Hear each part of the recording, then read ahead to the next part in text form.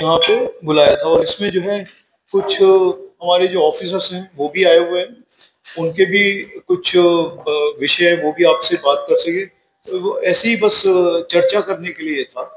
आप बताइए कुछ आपके विषय हो, तो हमारे अधिकारी भी हैं और मैं भी आपके सामने हूँ। तर 23 मध्ये 10 मर्डर्स होते आजपर्यंत, आजची म्हणजे जी डेट आहे, आणि मग नंतर 24 मध्ये 9 झाले, आता परत 10 आहे, अशी एक परिस्थिती आहे आणि हे आम्ही दररोजच्या पाहतो काय काय आहे. तर हे आपल्याकडे आकडा आहे.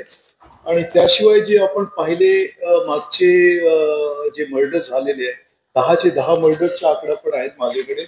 कारण काय होतं, मुलांनी कसे आई वडिलांना मारला किंवा इतर जे, आणि 4 मर्डर्स असे जे मित्रांमध्ये झालेले आहे. आणि कालचे जे मर्डर्स आहे इमामवाडा आणि यशोधरा नगरच्या, त्या मर्डर बद्दलही माहिती आहे. तुम्हाला सगळ्यांना माहिती आहे की कालचे जे इमामवाडाचे मर्डर आहे, तर त्याच्यात जो मृतक आहे त्याच्यावर एमपीडीए झाला होता वर्धामध्ये. तो आपले नातेवाईक त्यांना भेटायला आला होता इथे. ते बाकीचे 3 आरोपी आणि त्यांनी स्वतः दारू घेतली, दारू पिली आणि काय त्यांच्या आपसात भांडण झाली आणि त्याच्या नंतर ते तिघांना मिळून याच्या मर्डर केलेलं आहे. तसेच जो दुसरा यशोधरा नगरचा जो मर्डर आहे त्याच्यात जो आरोपी आहे आणि त्याचे साथीदार, तो मेन जो आरोपी आहे त्याच्या आणि ते एक मुली ज्याचं लग्न होतं त्याचे ओळख होती आणि मैत्री होती आणि ते त्याच्या लग्न होता. तो लग्नात आणि साखरपुडा त्यावेळेसही आला होता. कालही तो आला तिथे आणि ते आल्यानंतर लग्न, कारण ते इतर जागा त्याचं लग्न होता, तर त्यांनी तिथे भांडण केली. ते नातेवाईक होते, त्यांनी सांगितलं की तुम्ही निघून जा इथून. ज्या मुलाचं लग्न झालेलं आहे तो पण समोर आला, त्यांनीही सांगितलं की तू का इथे आलेला आहे, लोकांना काय वाटेल वगैरे वगैरे. मग त्यांनी आणि याच्या मित्रांनी त्याच्या मर्डर केलेलं आहे. तर अशी याच्यात आहे आणि त्याची माहिती मिळाल्यानंतर आमचे अधिकारी कर्मचारी तिथे गेले होते. ते तिथे थांबलेले, आम्ही सीसीटीव्ही फुटेज चेक केलेल्या फुटेजमध्ये पण आहे. परंतु ते म्हणाले की असं काही नाही, आता संपलेलं आहे, म्हणजे काही आम्हाला तक्रार वगैरे द्यायची नाही. तर तो तिथून निघून गेले आमचे पोलीस आणि नंतर त्यांनी मिळून असे झालेलं आहे. असे 2 कालचे मर्डर्स आहेत, पुणे आहेत वाटतं. पण तो बेसिकली जो आहे तो वर्धेचा आहे.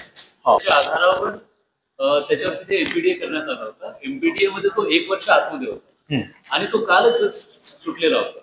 आणि काल सुटल्यानंतर तो वर्धेला जाताना त्याच्या मामे भावाकडे भेटण्यासाठी तो गेलेला होता. तिथं हे भांडण झाले आणि ज्यांच्यासोबत भांडण झालेलं आहे तो स्वतः मामे भाऊ आहे. त्याचा म्हणजे काही दुश्मन नाहीये तो, किंवा दुसऱ्या कोणत्या कारणासाठी त्याची दुश्मनी त्याच्यासाठी नाही. तो मामे भाऊ आहे आणि दोघांचं बसल्यानंतर सोबत ते जेवण करत होते. सोबत त्यांनी जेवण केलं आणि सोबत जेवण करत असताना बसल्या बसल्या आपसामध्ये शाब्दिक चकमक होऊन ते घटना झालेली आहे. त्यामुळे ही प्लॅन पण नाहीये, कॉन्स्पिरसी पण नाहीये आणि हे अशी पण घटना नाहीये की जी आपण कोणत्या प्रकारे रोखू शकलो असतो. कारण की ती अचानक झालेली आहे आणि असे पण लोक नाहीयेत की ज्यांच्यासोबत त्याचं भांडण होण्याची शक्यता होती. त्यांच्यासोबत त्याचं कधीच भांडण झालेली नाही. मामे भाऊ आहे, नातेवाईक आहे आणि जस्ट तो जाण्यापूर्वी, वर्षाला जाण्यापूर्वी त्याला भेटायला आला. आरोपी बरोबर क्रिमिनल आहे ना, 2020 चा आहे. त्यानंतर तो कर्ज वगैरे घेऊन त्याने रिक्षा सुरू केलेला आहे. रिक्षाचं तो काम करतो आणि त्यानंतर त्याच्या ऍक्टिव्हिटीज होतात. आणि कालची जी घटनेमध्ये सुद्धा त्याची काही अशी क्रिमिनल ऍक्टिव्हिटी अगोदर काही झालेली नव्हती. फक्त तो त्याला भेटायला आला, बोलण्यामध्ये त्यांचं भांडण झालं आणि त्याच्यामधून शारीरिक चक्र घटना झाली. मर्डर्स की सिचुएशन बताया मैंने, 10 थे और 10 हैं, 9 थे। पिता ने अपने माँ बाप का खून किया था, ओके। एक दूसरा जो मर्डर हुआ था उसमें माँ ने और बेटे ने मिलकर दूसरे बच्चे का खून किया था, 3 ये हो गए। तो ये सारी इंफॉर्मेशन जो है ना, ये हम लोग आपको दे सकते हैं, यहाँ पे लिखी हुई है। दूसरा जो हुडकेश्वर में हुआ था वो अनैतिक संबंध से हुआ था, ठीक है। उसके बाद में जो धनतोली में हुआ था वो प्रेम प्रकरण से हुआ था। फिर हुडकेश्वर में जो था, इसमें वादवाद होऊन का दारू पिऊन शिवीगाळ करीत असल्याने त्याच्यामुळे झालेला है, राइट।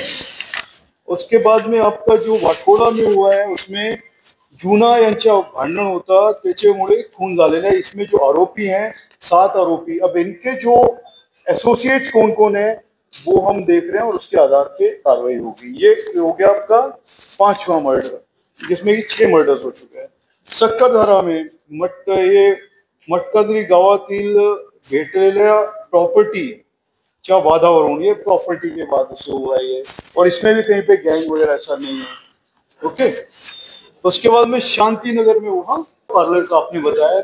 हमारी जो पॉलिसी है उसमें नो टॉलरेंस है, और हमने उस पर कहीं पे जो अगर मिलता भी है तो उसके ऊपर हम लोग कार्रवाई करते हैं, और ये बिल्कुल बंद है हमारी तरफ से, कोई इसको ये नहीं करता। हमारे जॉइंट सीपी, एडिशनल सीपी सब लोग यहाँ पे हैं, क्राइम ब्रांच के भी हैं। अगर ये कहीं पे चल रहे हैं तो उसके ऊपर दोबारा से हम लोग चेक करवाते हैं। So if you can kindly give me, we will definitely do it. And secondly please, and I am going to take another action also which you will see soon. वो भी मैं कर रहा हूँ। जो लोग इफेक्टिवली काम नहीं कर रहे हैं पीआईज, उनके ऊपर भी मैं कार्रवाई करने वाला हूँ। सिर्फ ये नहीं है कि आप लोग बैठे हुए and I have to respond to everything, so the DCPs are also there, so that also I am doing. Secondly you mentioned about the पदार्थ जो हैं, ड्रग्स हो या कुछ भी हो, उसके खिलाफ भी the way we are moving ahead, it is giving us good results also, and we are effectively handling from the root. It is not only cosmetic, it should be closed forever. This is what we are doing, and we are also in touch with the NCB. If some connections they see from Nagpur city and with the other maybe states, we have asked them to give to us the information. क्योंकि ये बहुत important चीज आपने बताई। आप अगर ये देखेंगे ना, लगभग 80 to 90% मैं बोलूंगा कि दारू जो है पीने के बाद में मर्डर्स हुए हैं। तो ये दारू जो है मेन इसका काज है, और ये जो इसके बाद में जो आप जो बाकी मुरमुरे वगैरह ये जो चीजें हैं वहां पे जो होती हैं, उसके ऊपर काफी बड़ी आंकड़ा मैं दे सकता हूँ, पर तुम्ही म्हणाले त्याच्यात एक दोन मुद्दे आहेत जे आपले ना स्टँड्स जे असले पाहिजे ते नाही आहे सध्या शहरामध्ये। त्याच्याबद्दल आपण भरपूर बोललो आहे, आणि आम्ही तुमच्या समोर येतात म्हणून तुम्ही याच्यात इतर डिपार्टमेंट जसे कॉर्पोरेशन डिपार्टमेंट असो, आरटीओ डिपार्टमेंट असो, किती त्यांच्याकडे गाड्या आहे, किती त्यांनी सस्पेंड केलेले, हे सगळी माहिती ज्या इतर पण डिपार्टमेंट्स आहेत ते आपल्याला मिळत नाही, किंवा त्यांच्यापर्यंत पोहोचू पण शकत नाही। आपण तुम्ही बाकीचे जे आहे जे आपले स्ट्रीमलाईन करायचे ट्रॅफिकचे ते आपण करतो आहे। जे मायनर डिव्हिएशन्स किंवा जसे आता उमिया एक पॉइंट होता, तिथे 7 डेथ झाली होती, ते आपण चेंज केला। आता तिथे एकही तिथे डेथ झालेली नाही। तसे जामठाच्या तुम्ही बघा, त्यांचे मागे लावून पण हाई मास्क वगैरे लावला। हे जे जे आपण करू शकतो, जे ऐकतो ते आपण करून घेतोय। आणि हे जे ऑटोच्या आहे, ऑटो स्टँड्सच्या, आणि आता ई रिक्षा भरपूर वाढलेले आहे, त्यांना लायसन्स वगैरेचे पण हे नाही आहे। हे जे आहे ना, हे फार मोठी आहे, त्याच्यावर आपण करणार। आता आपले डीसीपी आहे, तुमची काय आहेत का पॉलिसी याच्याबद्दल? ये तो पुलिस स्टेशन पे जो ड्यूटी ऑफिसर रहता है तो ये बोलता है कि हमारी ड्यूटी चेंज हो गई, दूसरे को बताओ। और दूसरा आने के बाद देता नहीं कि स्टाफ बटन के बीच में वो पूरा उस दिन दाखिल नहीं होता, और जब नेक्स्ट डे वो मॉर्निंग में जाता है तो ये बोला जाता है कि आप रात को क्यों। तो ये बहुत बड़ी दुविधा है और आम आदमी को ये बहुत फेस करना पड़ता है। अगर ऐसा आपके पास कोई एग्जाम्पल है तो हम उसके ऊपर बिल्कुल कार्रवाई करेंगे, क्योंकि अभी तक जो हमारे सब डीसीपीज हैं यहाँ पे बैठे हुए हैं, तो आप बताइए एक भी एग्जाम्पल, उसको इमीडिएटली हम लोग सस्पेंड करेंगे।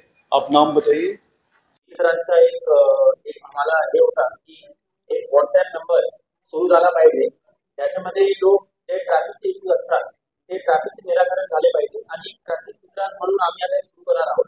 तर याच्यामध्ये जे लोकांना जर आपण असं बघू शकतात की आपण सिग्नलचं पालन करतोय आणि काही लोक पालन करत नसतील, तिथे कदाचित ट्रॅफिकचे अंमलदार उभे नसतील कारण तिथे लिडर ऑफिस असतील, तर अशा पद्धतीने काही हेल्मेट आणि कोणी घातलेलं नाही, तर आपण एक ट्रॅफिक मित्राचा आपण एक चिकित्साच्या मार्गदर्शनामध्ये सुरू करणार आहोत आता, आणि परमनंट स्कीम राहील।